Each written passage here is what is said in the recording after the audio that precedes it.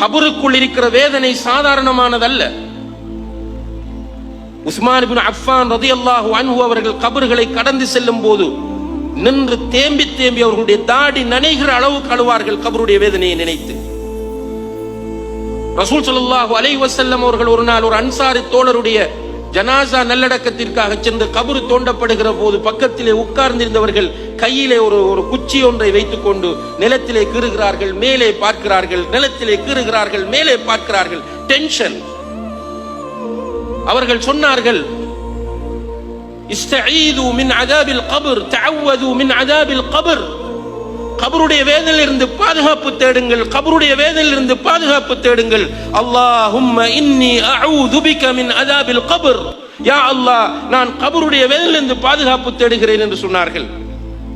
ஒவ்வொரு தொழுகையிலும் அத்தஹியாத் ஓதி முடிந்த பிறகு அல்லாஹும்ம இன்னி அஊது பிக மின் அஸாபில் கப்ர், யா அல்லாஹ், கபருடைய வேதனையிலிருந்து உன்னிடம் பாதுகாப்பு தேடுகிறேன் என்று சொன்னார்கள்.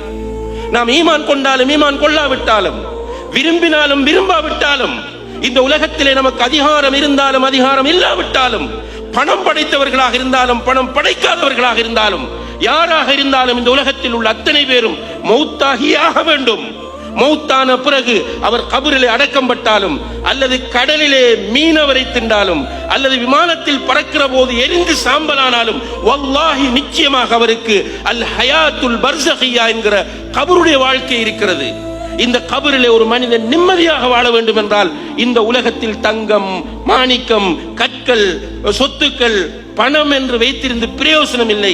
சரியான அகீதா, சரியான கொள்கை, நேர்வழி, இஸ்லாம் யாரிடத்தில் இருக்கிறதோ அவர் மட்டும்தான் கபருக்குள் நிம்மதியாக தூங்க முடியும் என்பதை நாம் ஒவ்வொருவரும் மிக கவனமாக புரிந்து கொள்ள கடமைப்பட்டிருக்கிறோம். உலகம் பராக்காக்க கூடியது, உலகம் ஏமாற்றக்கூடியது.